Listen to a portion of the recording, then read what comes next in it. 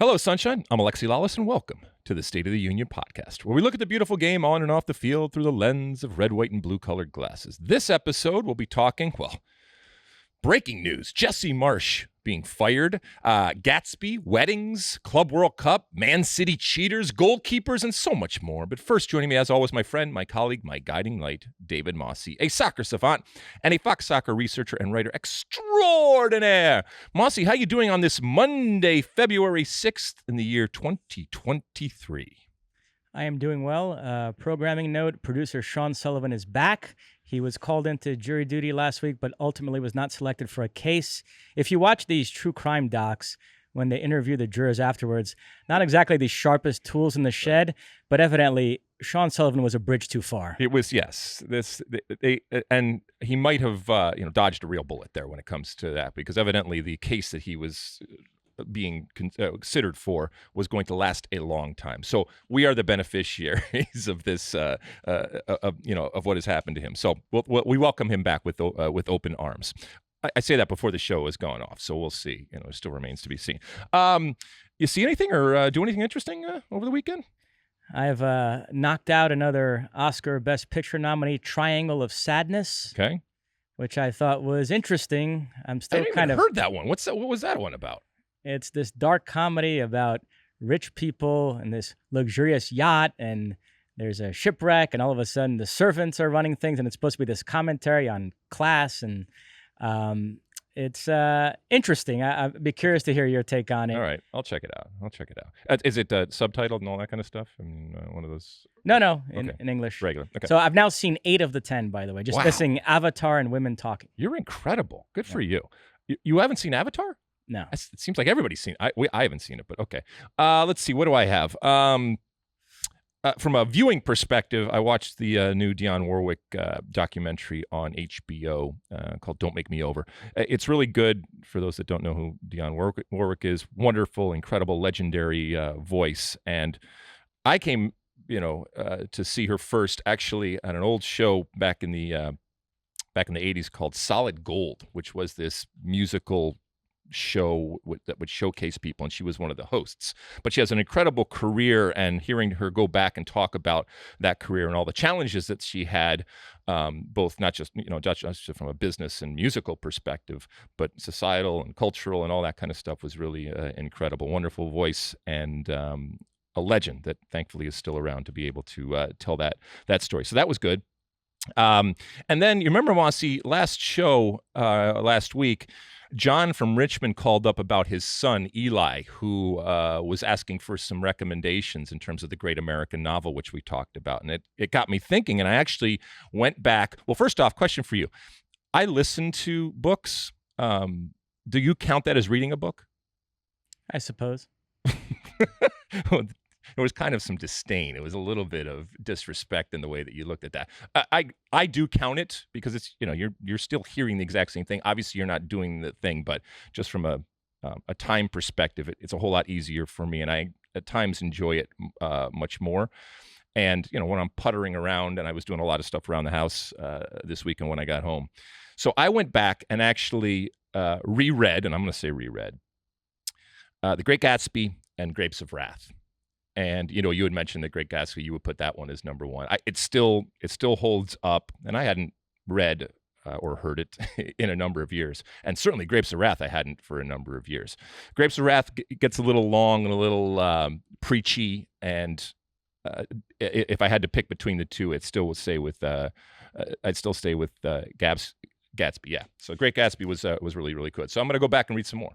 Incidentally, I'm still on this Middle East kick. I finished reading that book, Ghost Spy, I mentioned last time, about the former CIA spy, Robert Ames. I went to Barnes & Noble this weekend. I bought 2 more books. This one called Ghost Wars, which is about the U.S.'s involvement in Afghanistan, and then another one, Mossad, which chronicles all of their operations. But people are going to start wondering about me if they check the records of all the books that I've bought lately. Oh, you can't do that. The book police, what's in your wallet, what's in your library, or in this case nowadays, it's, who are you following and all that kind of stuff. No, don't worry, my friend. Yes, people get judged on the books that they read, but just because it is a controversial book, I'm not going to look at you any differently, my friend. So what was the one that let me pull it up here. Oh, yeah. Freezing order. I think I mentioned that on a pod a little earlier. If you're into this whole spy stuff, it's about, the Russian spies and the poisoning of, different people and stuff like that. So you might dig that one. Okay. Ready to light this candle? Let's do it. All right. Well, listen, we're going to start this thing right off the bat with the breaking news. We all came into work today and we heard the news about Jesse Marsch. And if you are listening, that's great. If you're watching, you'll actually see that we've added some stuff to the show. We have some more visuals here. There's Jesse Marsch there. So well done to our team here for putting that in order. And it just makes it that much better and coincides with the stuff that we are talking about. But Jesse Marsch is no longer the coach of Leeds. He was fired. I know people call it sacking or stepping away or all that kind of stuff. Ultimately, from an American perspective, the dude was fired. Okay, and every coach gets fired at a certain point, unless you are living in completely rarefied air. And this is not necessarily a surprise, given the struggles with where Leeds are right now. And for those that are keeping track, they are tied at 18 points, 17th place, just above Everton, who also have 18 points, and flirting right now with that relegation zone. And we saw last year that they were flirting with it too. So this type of precarious position, I think, is what has led to this decision. Not the first coach to get fired in this type of situation, and certainly not the last. And as I said, I think it is not a surprise and a fair firing given the potential disaster that it is from a financial perspective for Leeds to go back down. Initial thoughts, my friend, and then we'll talk a little bit more about what this means and what this says, and more importantly, maybe what it doesn't say. Well, first off, to give Sean Sullivan some credit, he already had us opening the podcast today talking Leeds. He felt like Weston McKennie making his debut and Jesse Marsch being on the hot seat warranted that. And lo and behold, Jesse Marsch is no longer on the hot seat. He has been fired, as you mentioned. He's on no seat. He lasted 11 months. His debut was in March of last year. He replaced Marcelo Bielsa with Leeds battling relegation. He did just enough to keep them up. They beat Brentford on the last day to finish 17th. As you mentioned, they're 17th now. Just 4 wins in 20 league games. No wins in 6 league games since returning from the World Cup. The final straw was a 1-0 defeat away to Nottingham Forest this weekend. Welsh striker Brendan Johnson, who played against the U.S. at the World Cup, scored the only goal. So Jesse is out. And listen, you're usually attuned to anti-American bias, but it sounds like you don't think that's the case here. You feel like if Jesse was any nationality, this might have gone the same way, given the numbers I just mentioned. Oh, I do think that the fact that Jesse Marsch is American is part of this whole discussion. But regardless of what his nationality is, any coach in this position at this point, I think it's fair to say this is not going in the right direction. We need somebody to come in and try to fix it with the possibility of relegation at play. In the same way it was last year, and Jesse kept them from going down. But I think that this raises a lot of different questions as it pertains to Jesse Marsch and the way that he is viewed. Somebody asked me this morning on Twitter, about the Ted Lasso effect. And look, if you are a coach and you are an American coach, and if you're an American coach in the EPL in 2023, inevitably you are going to get the shadow of Ted Lasso, and things are going to be framed in Ted Lasso. And by the way, if you're Jesse Marsch, who leaned heavily into the American part of him, and I love that about Jesse. That's something that I love that he did that. But this is going to be, used for those that want to make a point about the quality, or I guess the lack of quality when it comes to American coaches. This follows up Bob Bradley at the EPL, who did not have a good time. And whether you're an American coach or whether you're an American player, what you do is going to be used against you, and in a greater sense is going to be used against American soccer players, American soccer coaches. Is that fair or right? Who cares? That's the reality, and that is what is going to happen. And so this is not good, not just for Jesse Marsch, but this is not good for American coaches and for American soccer to have something like this happen. In terms of what's next for Jesse, does he immediately become a prime candidate for the U.S. men's national team job? Jesse Marsch immediately, and rightly so, and I think fairly, becomes a candidate on the short list of candidates for the U.S. men's national team, given, I think, his undeniable talent. And also, he benefits from the cachet of being associated with coaching in Europe. And there might be much better coaches that are coaching in other places or coaching in MLS. But again, it's like a player that goes overseas. Your profile is incredibly enhanced the minute that you hit the tarmac in Europe. Jesse Marsch, if you look at it just from a pure performance perspective, it's been spotty at best. And certainly when you look at what he did, obviously started at the Montreal Impact, then went to the New York Red Bulls, then went to Red Bull, then went to RB Leipzig, and then finished up at Leeds. The pathway that he not just chose, but really used to his benefit. And again, as I said before, credit him, because he recognized a back door and a much quicker way to get over to Europe by using the Red Bull system. But he's also part of that Red Bull system. And there's the question as to whether that has curtailed or hurt his ability to be successful going forward. But I think that he will be a part of it.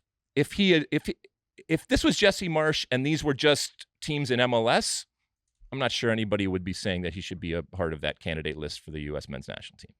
If he stays in Europe, it'd be interesting to see what level job he would get, because this is 2 sackings in short order here, Leipzig and Leeds, but he did well at Salzburg before that. I think he's still generally considered a promising young coach with good ideas, but I don't know, would he have to really come down a level here if he stays in Europe?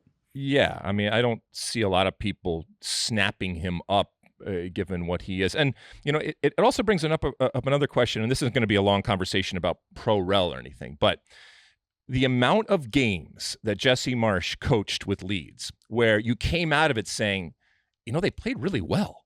They actually had plenty of possession. They looked at times as the better team, and they just, for whatever reason, weren't able to score goals. And then, even in the game this weekend, if you just look at it in totality, Leeds were the better team. But this isn't about being the better team. This is about winning. And when you have promotion relegation hanging over, and in this case, relegation hanging over, it forces you to do things and to play in a certain way. We saw what Sean Dyche has come in. And look, I know that the game is subjective. And I look at the game differently that you look at the game and others look at the game. But in general, there is a widely accepted view as to what pretty soccer is and what rudimentary, raw, pragmatic soccer is. But in this moment, what Jesse Marsch needed to be, and what ultimately I think he didn't want to or couldn't be, was that pragmatic type of player. He's a romantic. And he was a romantic playing with a Leeds team that in that moment did not need a romantic at its helm because of relegation and the threat of relegation. So in a certain sense, relegation dumbs down the game and makes it ugly out of necessity. And that's not an argument against promotion relegation, because as I said before, I love promotion relegation. It's fun, it's interesting at times, and at times it can be incredibly entertaining. But aesthetically, I think it oftentimes forces teams to play what a lot of people would consider anti-soccer.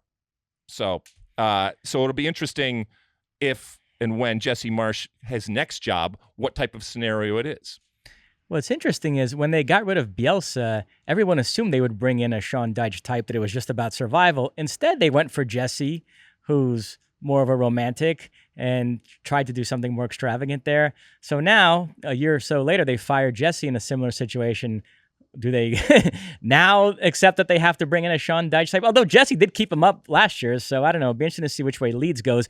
But as for the American players at Leeds, Tyler Adams started this weekend. Weston McKennie came on in the second half for his debut. Brenden Aaronson didn't play. He was battling appendicitis during the week, so he was listed among the subs, but it sounds like he wasn't really available. Tyler Adams has been great this season. I can't imagine there's a manager in the world that would walk in there and not want him on the team. The other two guys, Weston McKennie, it's a loan with an option to buy for 33 million euros. And Brenden Aaronson, after a hot start, has really faded. I know he's a player that you can't just judge by goals and assists, but his numbers are pretty paltry for an attacking player. So those two guys, I think it does depend on who they bring in, what they do the next few months, whether they get relegated or not. I don't think their futures at that club are necessarily solidified. Well, maybe ultimately when this all shakes out from a player perspective and these American players, maybe they end up falling up. Because if they ultimately do go down, I think that there will be a market for some of these players. And who knows, maybe they get into a better situation where they're not always facing the threat of relegation. Before we ultimately lead this, if you're by the way, pour one out for Chris Armas, who came in as Jesse's assistant a week ago, and now here's the situation. Or Weston McKennie, who flew in, and now he's going to have to deal with a whole new coach, which isn't the worst thing in the world. He's going to get paid, and he's still a good player. And whoever that new coach ultimately is, I think is going to see the quality that Weston can bring. But it's going to be now a dogfight to keep themselves out of relegation. And ultimately that will be the charge of whoever comes in. And if you don't think it's heading in the right direction, this is the time to do it. And you don't wait any longer. But again, how Jesse Marsch is framed through all of this right now and going forward is really going to be interesting. And I bring it back to that Ted Lasso thing where the Ted Lasso show obviously leans into the stereotypes of Americans and American coaches and American soccer because it makes for good TV. And I watch it, you watch it, millions of people watch it. But the Ted Lasso thing is not hurting American soccer. The Ted Lasso thing has nothing to do with why Jesse Marsch got fired. Yeah, but, they'll make the comparisons and all that, but it has nothing to do with why Jesse Marsch got fired. Jesse Marsch got fired because they're worried about being relegated, and they want to make sure they do everything in their power not to do it, and so they're going to make a change. We as Americans, we can laugh at ourselves. We as Americans that work in the soccer community, we can laugh at ourselves too. Yeah, we take what we do seriously. We don't take ourselves too seriously. So, yeah, I don't think that Ted Lasso had anything to do with this. But ultimately, I think let's spin it now to the national team because, as we said, he is going to be a candidate. Do you think, my friend, that Jesse Marsch is the best candidate out there for the job, given his resume and given what has happened? I think he's the best American candidate. There's this larger question about whether they should go American or foreign. Mm-hmm. If you could get a big name foreign coach, I'd have to see who it is and if it's the right fit. But I think from the American pool right now, he would be the best. Okay, why? Because he's coached in Europe? I mean, why is he better than, I don't know, Peter Vermes or Steve Cherundolo? I mean, you're selling his MLS work short a little bit. He was pretty good with the Red Bulls, sure. Supporter Shield. I like the way that team played. So no, I think his overall body of work, I think he'd be so he's an coached more candidate. Places then. That's why. Look, I'm, as you know, I often say form is fallacy when it comes to players. Just because you're good in a club situation doesn't necessarily going to be good in the international situation. And that applies to coaches too. That's not to say that Jesse Marsch can't be not just good, but can't be great with the national team. As a matter of fact, without that threat of relegation in a national team situation, maybe that's the perfect type of situation for him where he can think a little bit more long-term. Obviously, he has players to work with and a very good group. But I think there's a lot of other candidates out there that don't necessarily have the European background that certainly would be part of that. And I do think that given what happened last time around with Greg Berhalter, whether they want to do it or not, even just for the way that it looks publicly, they are going to make sure, I would say the U.S. Soccer Federation, whoever ultimately is in charge of this, and we still don't know, is going to make sure that they go through a thorough process and interview whoever they need to interview and make sure that it is done in a much more upfront and visible type of way to avoid some of the problems and the criticisms that happened when Greg Berhalter was fired. And Greg Berhalter still, by all accounts, is part of that candidate list, ultimately. So we're going to turn this into a little Americans in Europe segment. Okay. Because there was some good stuff in Germany. Union Berlin, 2-1 home victory over Mainz. Jordan Pefok comes off the bench late in the game and minutes later scores the game winner. His first goal since mid-September. He had gone 14 games in all competitions without finding the back of the net, but he does here. So good news for a striker who Greg Berhalter did not take to the World Cup. Yeah, every time somebody with an American passport does something good on the soccer field that wasn't in Qatar, it's a strike against Greg Berhalter. That's how we're going to play this one out. Look, it's wonderful for him. Remember, he had that long run, and it's feast or famine right now with him, but this is great. And that it's happening for a team that at least now is putting pressure and making it somewhat interesting. I think when all is said and done, it's still going to be back to the same, the usual suspect, which is Bayern Munich. But hey, that's a good thing. And as this, when it was talked about, the new national team coach comes in, whoever that ultimately this person is, and even if it's Greg Berhalter, and we just saw Brandon Vasquez get a chance. I think there's going to be room, especially for that number 9 position and players that are scoring goals, to come in and maybe restate their case. This result temporarily moved Union Berlin into first place, but they did not finish the weekend there. We'll tell you why in the next segment. Dortmund also victorious this weekend, 5-1 over Freiburg. First off, Sebastian Haller scored, which was great to see. Another step in his comeback.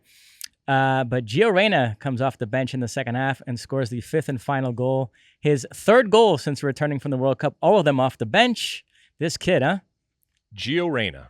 How about this? I mean, he comes in, scores, like you said, his 3rd goal off the bench, and in doing so, confirms and validates what Greg Berhalter obviously believes and basically said all along, is that this player, at this point in his career and where he is from a physical perspective, is best used as a wonderful option off of the bench to come in a game and make a difference. There you go. So you think all these goals off the bench are actually vindicating Berhalter's handling of him during the World Cup? Well, both coaches now have said that this is a player that is not 100%, okay? And from a physical perspective is not yet where he needs to be. And both coaches have been using him as a tactic and an insertion that can hopefully come on and to great effect change the game from an attacking perspective. And so I think that this is, at this point, what Gio Reyna is. But I don't think that Gio Reyna coming and scoring goals in a substitute capacity is, again, vindication or validation of those that hate Greg Berhalter. In other news, an MLS team played a competitive match this weekend. The Seattle Sounders eliminated in the quarterfinals of the Club World Cup. They fell 1-0 to Egyptian side Al Ahly. The goal came very late, kind of a fluky deflection, a frustrating way to lose the game. So Seattle is out. They will not face Real Madrid. What did you make of an MLS team's maiden voyage in the Club World Cup? I mean, look, this was a MLS team that looked like they were in preseason. Now, Seattle wasn't great last year after CONCACAF Champions League. As a matter of fact, they were historically bad relative to what they have been and didn't make the playoffs. So what you are getting now is not only not the best version of the Seattle Sounders, but not even close to the best MLS team, or not arguably, I don't even think it's arguably the best team in CONCACAF, but they're the title winners, and so therefore they get the privilege of being able to do that. Having said that, because Al Ahly is well into their season, they are a juggernaut domestically, and so they came up against a good team. But even saying all that, there was an opportunity there for Seattle to win this game, to score goals, and to do much better, and to provide a much better account of themselves and therefore CONCACAF and MLS, which they didn't. And that's what's ultimately disappointing. But it's not an excuse that MLS is in preseason. It's the reality. Everybody understands that. But you choose when your season is. You choose when to play your season for a number of different reasons, including absolutely legitimate reasons, business reasons and scheduling reasons and cultural reasons, all those different things. And this is just the way that it falls in the schedule. And so it's no excuse, and it should be looked at as disappointing and ultimately a failure on Seattle, because it's one thing if you lose to Real Madrid. It's another thing if you lose to Al Ahly, which is a very good team, and they have proven that. But Seattle, I was disappointed, and back to the drawing board. I thought they played a pretty good first half. They were the better team. Didn't create very many chances, but had more of the ball. Were on the front foot. The flow of the game was in their favor. And then the second half, it flipped to Al Ahly, which you have to think was down to fitness. Listen, as I said for months, this quarterfinal match has been a 50-50 proposition for Mexican clubs through the years. They lose it a lot of the time. So I don't think there's any great shame in Seattle losing, but it is a missed opportunity because, and I might piss some people off by saying this, Seattle is the first MLS club to take part in the Club World Cup. Nobody can ever take that away from them. That's a fact. But the Club World Cup begins in earnest in the semifinals. Yeah. From the moment Seattle won CCL, all anybody's been talking about is a prospect of them facing Real Madrid. So, there were some people on Twitter trying to act like they got some incredible rush out of watching Seattle play Al Ahly in a half-empty stadium. To me, that's a stretch. The game that would have engendered that feeling and would have really been a momentous occasion for MLS, like kind of a how far we've come moment, would have been the Real Madrid game. You didn't quite get that. So you didn't get the prestige payoff you were hoping for. But let's also be honest. The Club World Cup really starts with the next version of it, okay? That is going to have so many more teams, so many more opportunities, so many more bites at the apple for, if it's MLS teams or any kind of CONCACAF team there. And so when you put all of your eggs into this basket where it's just Seattle in this situation, so, I understand what you're saying. But in the future, the Club World Cup is going to look very, very different. Although I still say, and watching that Super League doc recently reinforced this, that expanded Club World Cup, folks, is not about helping shine a light on these other regions. Gianni Infantino wants big European clubs to play each other in matches of import under the FIFA umbrella. He wants in on the UEFA Champions League action. So that competition is going to be designed in such a way to dispose of the riffraff in the group stage. And what Gianni Infantino wants is from the knockout stages on, it to be all European clubs, Real Madrid, Barcelona, Bayern, PSG, all facing each other. So I don't know. I'm curious to see how. So cynical. You are just such a cynic. However, I choose to see the good. I choose to see the light. I choose love. I choose romance, my friend. And I don't think that that's the case at all. As a matter of fact, I think that Gianni Infantino and this, this current leadership when it comes to FIFA is wanting to expand and spread that gospel. And they would be incredibly delighted to not only have these wonderful European teams, but teams from all over the world representing the world that is FIFA. Fair enough. Well, all right, that is it. Okay, that's it. Let's take a quick break. When we come back, as Mosse mentioned, we'll take a quick review about all the different stuff that happened over in England and all over Europe. Don't go anywhere. Okay, welcome back.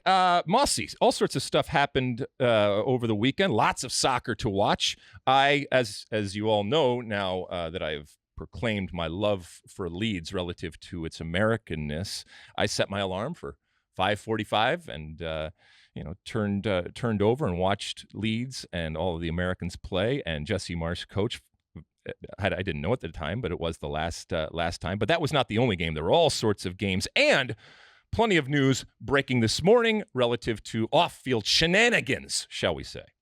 And we're going to begin there. Believe it or not, the Premier League have their own financial fair play rules separate from UEFA.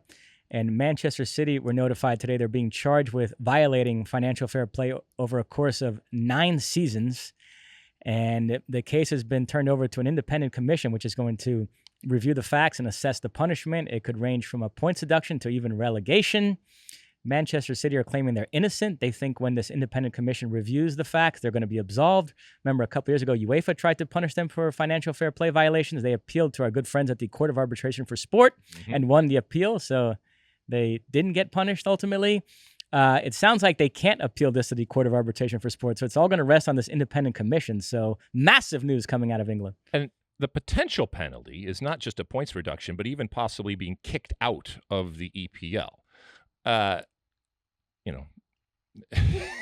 This is hilarious. Okay, so a couple things. One, the financial play, fair play rules, whether it's the greater ones or the individual ones, are they're kind of guidelines. Let's be honest, in the way that they are judged and the way in which they are used. And let's also be honest.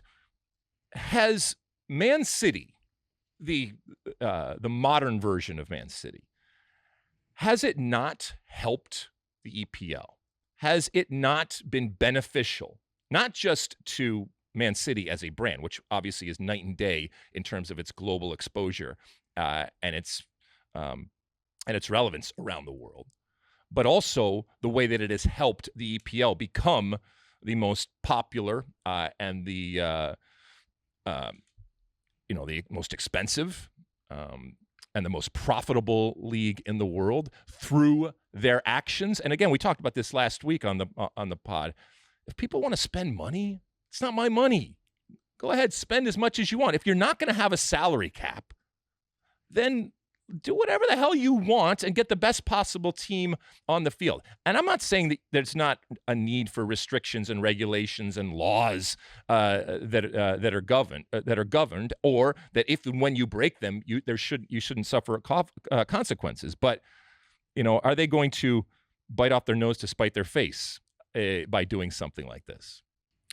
Yeah, with the Manchester Cities and PSGs, there is this whole separate issue of sports washing. But putting that aside, yeah, a lot of people feel like financial fair play is a move by the old aristocratic clubs to try to prevent new clubs from rising up. And so they actually don't like it. They think that if you get bought by a super rich owner tomorrow, you should reap the benefits from that. And it gives smaller clubs a chance to rise up overnight. And what's so wrong with that? We get more big spending clubs in the game like City and PSG. So there are some people that think like you, that think all this financial fair play stuff is actually nonsense. But financial fair play restrictions and rules and regulations, even the individual leagues, they are propped up as to help with competitiveness or to help with parity. But that's not the case at all. You can't do that if you're allowed to if there's no salary cap and there's no roster limitations. Yeah, it means you can only spend relative to your revenue, and you're still going to have super clubs that generate lots more revenue than others because they're bigger brands. So you're still going to have the Real Madrids and Manchester Uniteds being able to spend a lot more than most clubs. But the Real Madrids and Manchester Uniteds, they don't want clubs like PSG and Manchester City to be able to join them just by virtue of having a super rich owner. And so the issue is Manchester City are being accused of lying in their accounting books about how much money they're bringing in sponsorships. And when in fact, it's just the owners spending their own money. So that's the issue. But this should have been sorted out. I vividly remember when these nation states started coming in, and the incredible oil money started to flow in. People said, "Oh, careful!" And PSG was the same way. Careful, because what they're going to do is they're going to use sponsorships as a way to circumvent these types of laws. So this was clearly stated and public that this was a possibility and a potential problem when it all started, and it wasn't nipped in the bud. They didn't fix it right now, and so that it is now coming back to roost. I'm not absolving Man City if they broke the rules. I'm just saying that this was foreseen and should have been dealt with in that moment. And so now that it has happened, the train has left the station. Because if I'm a mid-level EPL team and I'm making money, and I'm making more money because of what, in totality, the EPL has become, and in large part to teams like Man City and what they are doing and how attractive they are, am I gonna scream and yell that, oh, it's not fair and I can't compete, but I'm still gonna cash those checks and I'm still gonna take the windfall that comes in?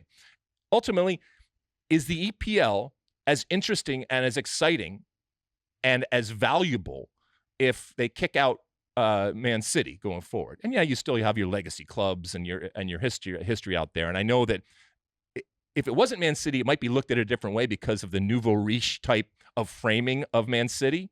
But I still think that the EPL doesn't benefit from Man City not being in it.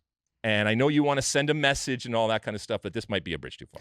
Now, there are fans of clubs that have finished second to Manchester City in the Premier League over this span who think City should be stripped of their titles and it should be awarded to those clubs. So I've seen Liverpool fans, Manchester United fans making noise on Twitter about that.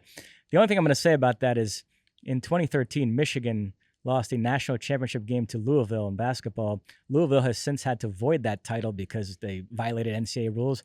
But that title did not go to Michigan, so it should just be voided. Hey, look, there's a precedent there, I'm sorry, that the Premier League needs to follow. Again, if they are convicted in this case of cheating, which is ultimately what it is, then yeah, they should suffer the consequences. And if it's ill-gotten gains, there has to be, like in many instances, a clawback of the successes that you had and stripped. Because if they were gotten because you cheated and you violated the rules, as much as I think that they're ridiculous, then yeah, you have to, stop breaking the law. One last point on this, then we'll move on. Pep could very plausibly say, listen, this is above my pay grade. I'm the coach. I can't speak to whether we're falsifying accounting books and what our sponsorship deals are. All I can do is ask for a player, and if they tell me that we can sign him and still be in compliance with financial fair play, who am I to argue with that? He could say that, and I think he'd be okay.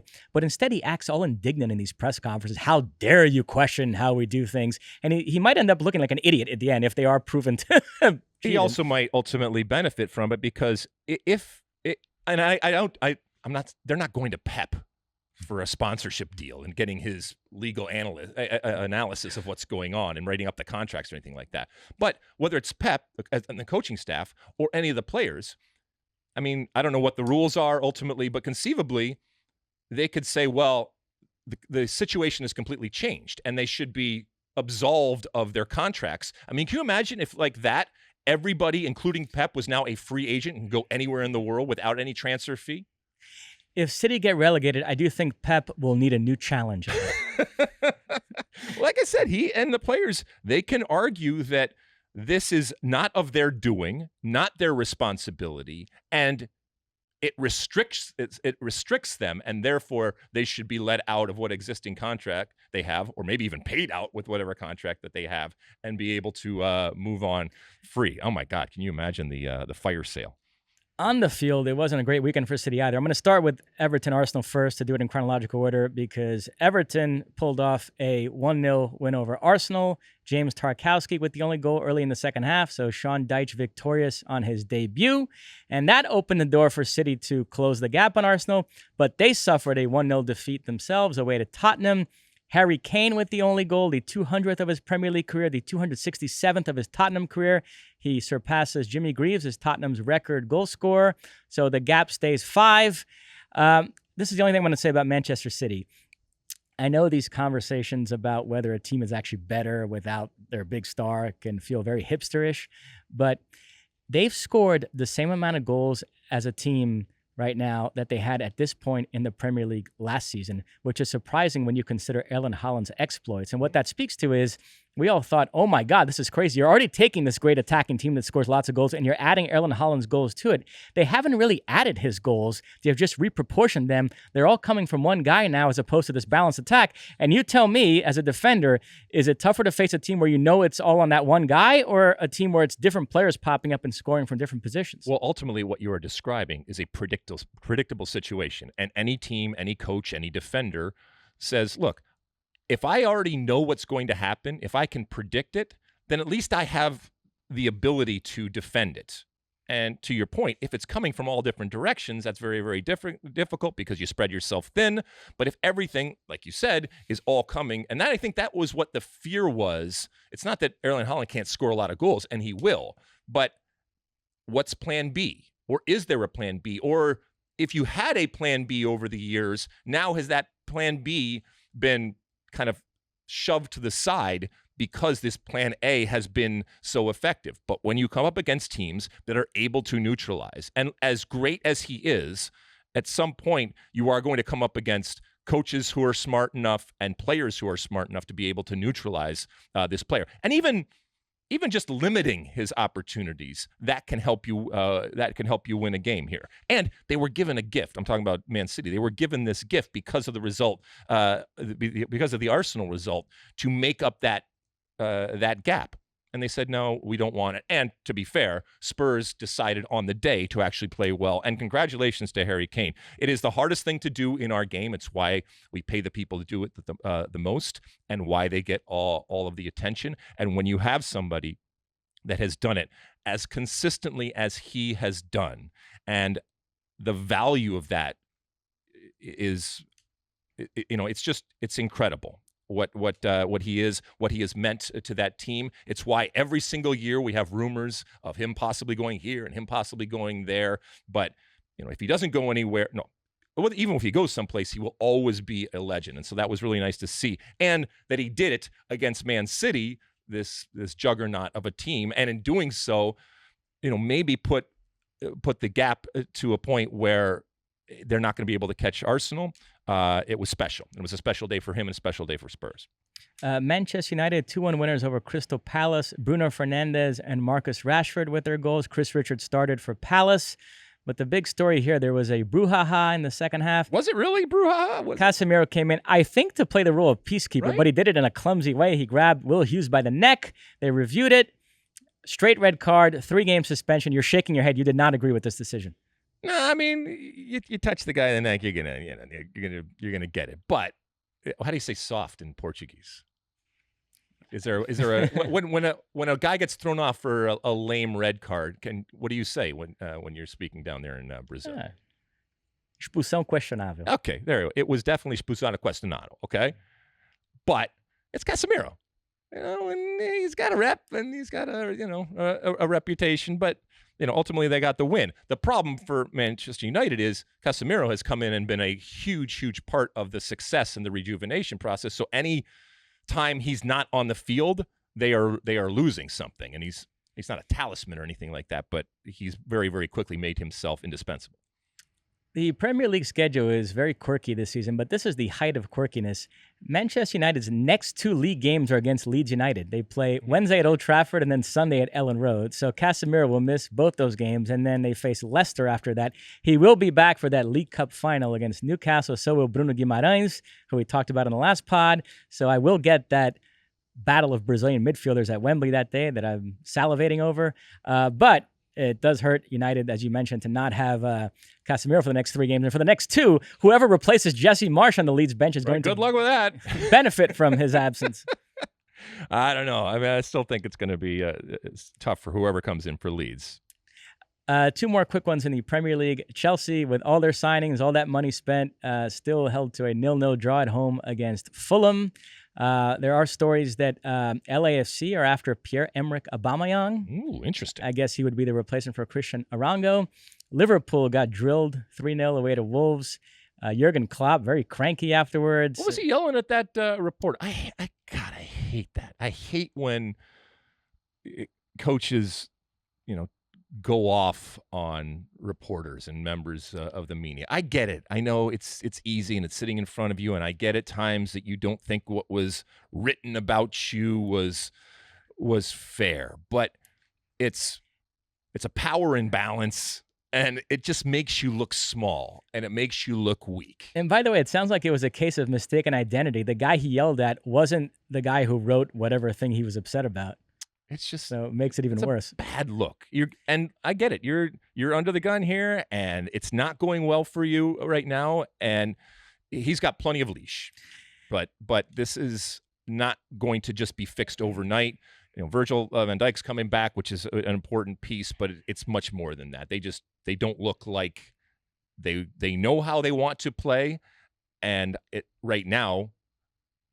Whether it's the interviews after or his demeanor or the actual play on the field, it looks like Klopp has just lost control as to what this team is and what he wants them to do, which is something we've never said about the legend that is Klopp relative to Liverpool. I will say the reporter he yelled at, the guy named James Pearce, who I do find to be a bit of a douchebag, so I didn't mind that moment. I know Keith Costigan and Zach Kenworthy love this guy, but I do not. So, just don't do that, In Germany, we already mentioned that Union Berlin and Dortmund both won this week, and that put the pressure on Bayern Munich, but they responded. 4-2 victory away to Wolfsburg. They jumped on them early, scored 3 goals in the first 20 minutes en route to that victory. Coman twice, Muller and Musiala with the goals. João Cancelo started, played very well. Bayern fans are already very excited about his arrival.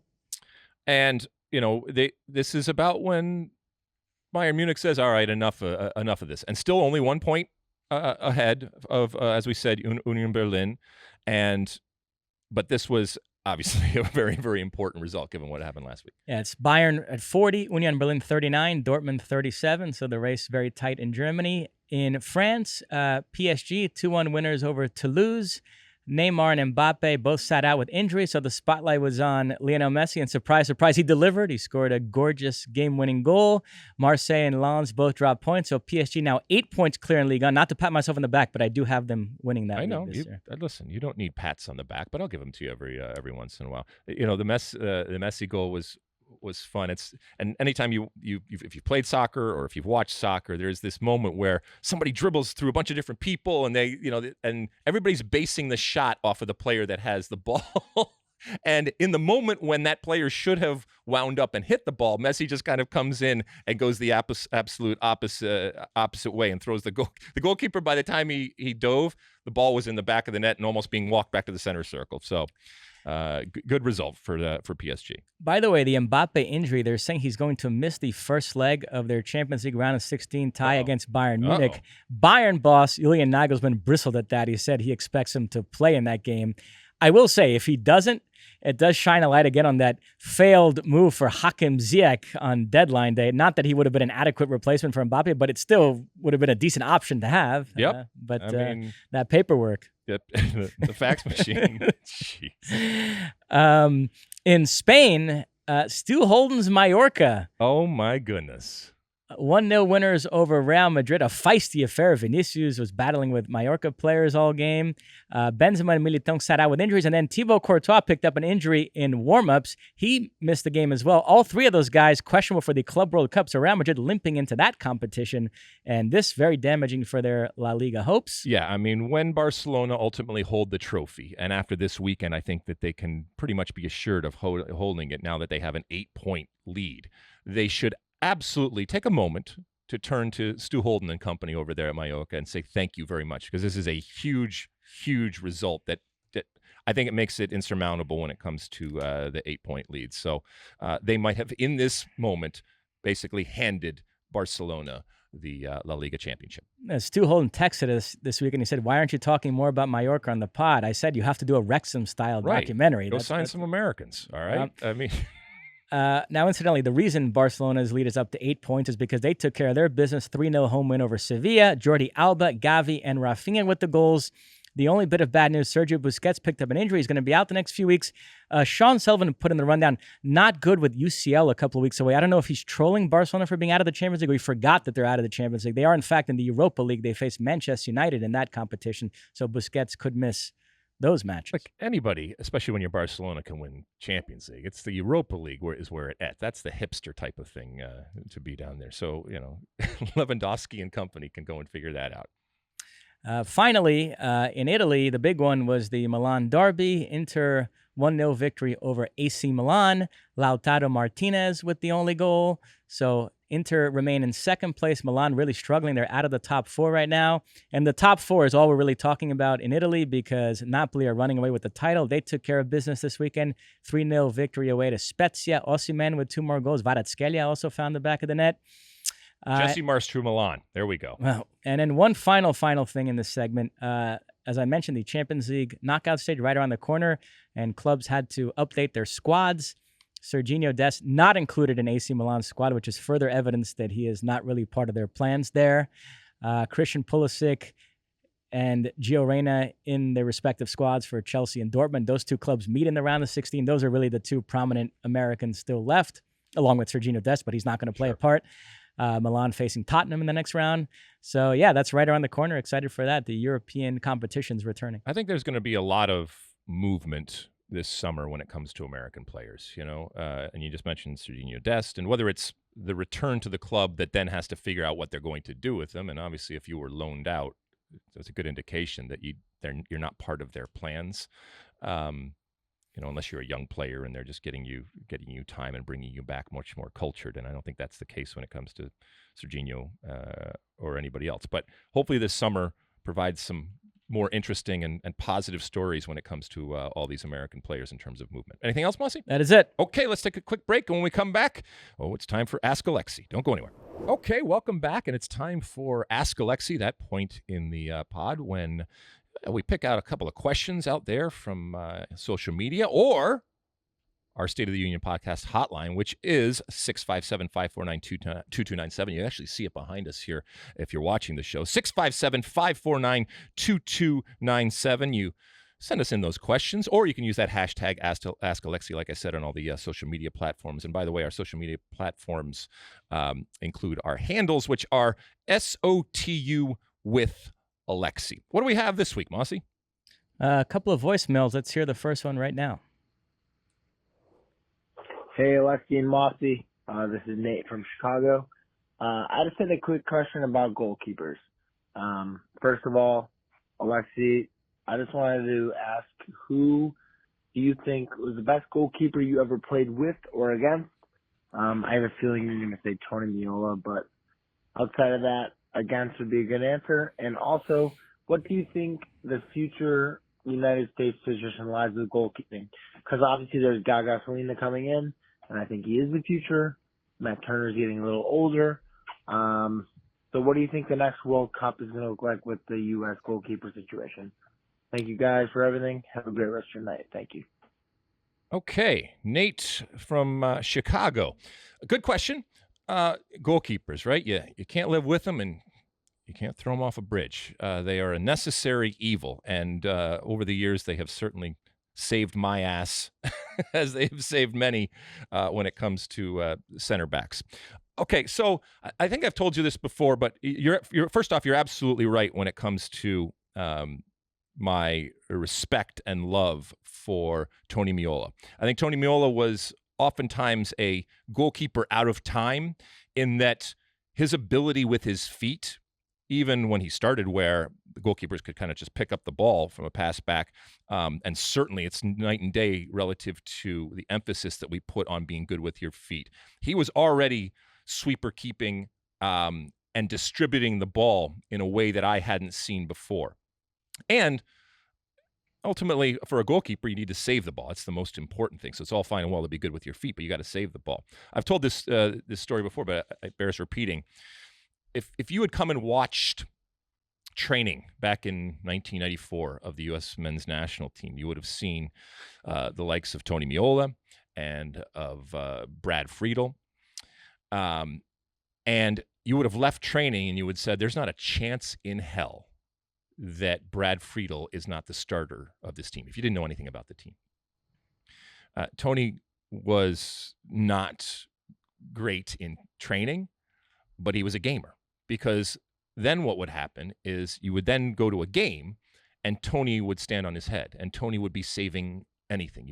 Look at only, for example, the game against England. We ultimately won, but Tony made some incredible saves and just completely snuffed out Ian Wright's chances. And Brad, unfortunately, would get in the game and not necessarily make a mistake himself, but just be associated with games that just didn't go well and letting goals. So ultimately, you need somebody that is good on the field. And Brad had his moment later on after Tony's time, and is an incredible goalkeeper in his own right. So yeah, I would say for me, the best goalkeeper that I played with was Tony Meola, for the way that he saved the ball and for the way that he distributed the ball. And I think he would be incredibly valuable in today's game and today's era in the way that he played with the ball at his feet. As far as going forward in the future, you mentioned Matt Turner getting older. I don't think that has any impact on him relative to 2026. So while I think that Selena is certainly going to be around, and we've already seen glimpses of what he can do even in this last camp, he still has a long way to go. I don't think he'll be the starter when it comes to 2026. I think that will be Matt Turner. I think it's his to lose. Zach Steffen still is young enough, and still, if he gets on a run, could be a possibility, even though it didn't work out. And you might say that train has left the station, but yeah, I mean, I think that it's still Matt Turner's to lose. And I think ultimately when that whistle blows in 2026 and the U.S. takes the field wherever it is against whoever it is in the Men's World Cup back in the United States, it's going to be Matt Turner, barring any type of injury. What do you think? You know who loved Tony Meola as a goalkeeper? Who? Dan Petrescu. Really? You're such a jerk. Uncalled for. Well, go ahead. Explain to people, because there's a lot of people that have no idea what you're talking about. So go ahead. In the 94 World Cup against Romania, Tony gave up a goal where he didn't cover the near post properly. And I will defend him to this day, because the amount of times that Tony Meola cut out the cross and therefore cut out dangerous situations by cheating the cross. And yeah, usually, it bites you in the worst possible moment, but that doesn't bother me, to be quite honest with you, because the benefit that we had over time of Tony recognizing that 99.9% of the time they're not going to do that, and therefore I can get off my line and I can cheat it and I can go out and win that cross and snuff things out before it gets to be problematic. I'll take that all day long. Now, part of the question was best goalkeeper you've played against. So yeah, I'm trying to think of anyone that just was incredible. I mean, Jorge Campos was really interesting, and he was incredibly frustrating because you never knew what he was going to do. And psychologically, he messed with you because you look at him and he's, this small guy in this, crazy peacockish type of uniform, throwing the ball out and doing crazy things on the field and running down the field. But he actually was a much better shot stopper than people give him credit for. And some of the antics kind of took away from that. And so it was always interesting playing with him because it was not only just about getting the ball past him, but it was also what is he going to do? And is he going to start a situation that I'm going to have to snuff out? I'd have to think more about, because I don't remember anybody really, like I said, doing a Tony Meola and standing on his head, or for that matter, a Casey Keller against Brazil years later. I don't remember somebody doing that against the U.S. We have another voicemail. Let's listen to it now. Hi, Alexi, Mosse. My name is Matt, calling from James Island, South Carolina. My question is for both of you, hoping to get your opinions on something. My friend Killian currently lives in Portland, Oregon. He previously lived in Seattle for a few years and was a staunch supporter of the Sounders at the time. Now that he is in Portland, and he's lived there for a couple of years now, he has switched loyalties to the Timbers. So he owns scarves of both Portland and Seattle. I know your opinion on scarves, Alexi. But with Seattle, Portland allegedly being one of the great MLS rivalries, is it okay for my friend Killian to have switched loyalties to the other half of such a bitter rival? Of course it's okay, but is it really okay? Love the podcast, guys. Keep up the amazing work. All right, thanks. Bye. Oh, Matt, this is wonderful in that it is timely. Over the last week, we've talked a lot about this evergreen topic of defining fandom and the ever-changing definition of what fandom is and how different cultures define it differently. And fair weather or fly-by-night types of fandom that people look down on and all this kind of stuff. As you mentioned, it's fine. I have no problem with it. And in this particular instance, because of what, as you rightly point out, Seattle and Portland have held themselves up to be, and in many cases lived up to, as these preeminent types of not just teams in MLS, but lifestyles, if you will. This is great, because ultimately at the core of this is that battle off the field, that battle for hearts and minds. And I know that your friend Killian, there will be people that will, like I said, look down their nose or scoff or spit. Don't spit on anybody, but, spit at the mere thought of changing your allegiance, especially from Seattle to Portland.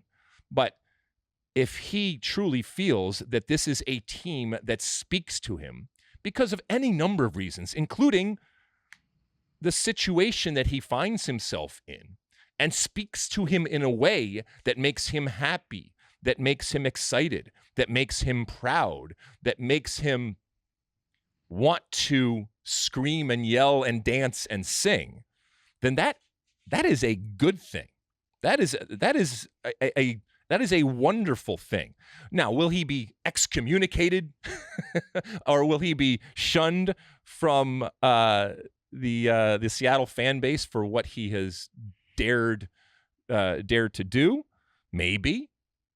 And that just kind of comes with the territory. But this decision of his, in no way, shape, or form, the way that I see things and the way that I define fandom, makes him any less of a fan, makes him any less educated, makes him any less passionate about the game, or in this case, about the team that he chooses to support. And I know a lot of people disagree, and they say, no, this is your team, and therefore this is your family, and you don't get to pick it, or you don't get to choose it. It chooses you. A lot of people say that all the time. No, you do get to pick it. And if and when you pick it, there might come along something that's better for whatever reason. And it might even involve winning and losing. But whatever it is that excites you, that's your team. And it might only be temporary. And I know the thought of temporary fandom scares and irritates and maddens people out there.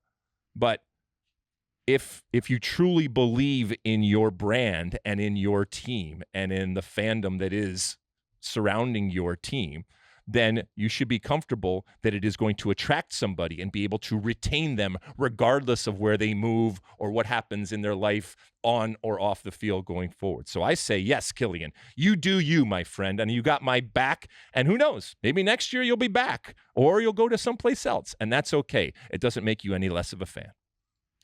Do you think it's acceptable for a lifelong LA Galaxy fan to switch to LAFC in the last few years because LAFC speak to them more? Yep, absolutely. Be better. Why are they switching? It could be convenience. I live closer, or I have a better time when I go and watch LAFC. And I'm just making this up because there's plenty of people that might have the opposite way. You are battling for hearts and minds. So do the things on and off the field that make people want to love you, that make people want to stay with you, that make people in that moment where they are deciding or contemplating going someplace else, saying, no, I'm not going to go there because this is where I enjoy it the most. Fair enough. Okay. But that doesn't apply to the national team. No. Club is one thing. The national team, that's a different thing. Okay? That one you don't get to pick. Although you have these dual citizenship situations where people seem genuinely torn about which country to support. Yeah. But if you have a country where you were born and raised and lived in that country your whole life, that's your national team. Yeah, that's your national team. No. Yeah. I have spoken. All right. Anything else, Mosse? That's it. All right. Another quick break. And when we come back, I'll give you my one for the road. And we're going to, finish up the story that I started telling you last week about my trip to Salt Lake and officiating a wedding. Don't go anywhere. Okay, welcome back. And it is the end of our show. And at the end of each and every show, I give you my one for the road. Last week, I told you that I had the incredible privilege and pleasure of being invited to officiate a wedding of Kristen and Ryan in Salt Lake. And so on Friday, I flew out to Salt Lake. I was picked up at the airport by the groom's older sister, Heather. She was incredible. She had a gift bag for me, and I ultimately showed up and I did my job that I was required to do, and had such a wonderful time with the lovely couple and meeting all of this incredible extended family, and they welcomed me in with open arms, and it was just a really, really fun and exciting and just wonderful experience to be around Kristen and Ryan and all of their friends and family who were there to celebrate this magical moment. And all of these different stories, and I was hearing all about all the different brothers and the sisters and the parents and the friends, and just for example, Mosse, at one point I met an older gentleman, and he was part of the family. He had actually served in the military and was a goalkeeper. And they had a caricature artist at the wedding that was doing caricatures. And unfortunately, this man had lost his wife 4 months ago, and he ended up coming to the wedding to celebrate with this family and with these friends in a joyous moment. But his heart still aching for the lost wife, and he pulled out a picture of her, and the caricature artist did this wonderful picture of him and his deceased wife in this picture together, and all of these different moments and stories. And so ultimately to be a part of that, and I mentioned before that, Twitter can be like I said, a toxic and a horrible, horrible place. And, but it can also be wonderful, and it can be kind, and it can be beautiful. And when Kristen reached out on Twitter and just asked me randomly if I would be interested in doing that, it was wonderful. And it's through Twitter that we were able to connect and ultimately have this happen. So thank you. Thank you to Kristen and Ryan. I wish you a lifetime of happiness and success and health. And thank you for letting me play a real small part of your wonderful day, and to meet all of your wonderful family and your friends. And, she and her husband, Ryan, are part of this soccer community. And ultimately, while Twitter directly brought us together, soccer brought us together too, because Ryan, from an early age, has followed soccer and was just was so wonderful. And, there wasn't soccer relative to the wedding, other than, my background in soccer and this connection that we had in terms of him watching soccer growing up. But it still was part of the soccer community. And it's a beautiful community. It's a wonderful family. It keeps expanding. And I talk all about, a lot of times about, how important it is, and how, wonderful and interesting and eccentric and romantic and different that it is. But most importantly, it's inclusive, and it welcomes people in. And I saw that firsthand, of being welcomed into their family by way of the soccer family. And it was, while it was wonderful, it was not surprising. And I see it, whether it's here at the wedding or any other day, when it comes to American soccer. So thanks again, and congratulations and best wishes to the lovely couple. And thank you again to their family and friends for letting me be a part. Anything, Mosse, before we go? Yeah, it seems like you had a great time, judging by these pictures. Yes. For those that aren't watching, yeah, we have pictures flying in the background. The bride looked beautiful. They both had on some really high-end Nike high tops. That's what the kids do nowadays. I'm much more traditional, so I wear my dress shoes. And I know there's people out there at times that will send me tweets about wearing dress shoes. And I'm gonna probably be the last person on television that actually wears conventional and traditional types of dress shoes when it comes to my coat and tie. But look, it's also, it's a performance, and it's nerve-wracking. You're up there and you want to make sure that you don't mess it up. And they were kind enough to run me through what they wanted me to say. And you're the one in the middle here. I'm the one in the middle, Mosse. Yep, that's me in the middle, and that's Kristen and Ryan there over there in Salt Lake. And as I mentioned, a special thanks to his older sister, Heather, who picked me up, and she had this gift bag of an assortment of things from Utah, and whether it was candy or their local beer, or other things that bath salts, all this kind of stuff that represented Salt Lake and represented Utah. So they thought of everything, and they were incredibly accommodating and wonderful and nice to me in my brief but wonderful 24 hours in Salt Lake. All right. We will be back again later on in the week for our second pod. There's all sorts of stuff that continues to happen. I hope that you're having or are going to have a wonderful week. And who knows? We came in this morning, Mosse, and Jesse Marsch was fired, and potentially Man City is out of the EPL. So who knows what's going to happen later on in this week when it comes to the game. But we will have it for you, and we will cover it for you. We thank you for listening, for downloading, for subscribing, for sending in your tweets. Again, if you want to use that hashtag Alexi on the social media platforms, fine, SOTU with Alexi. And if you want to send us in a voicemail like Nate and Matt did this week, just send it through at 657-549-2297. You can record it, 657-549-2297, which is our State of the Union podcast hotline. We'll talk again next week. And until then, and as always, my friends, size the day.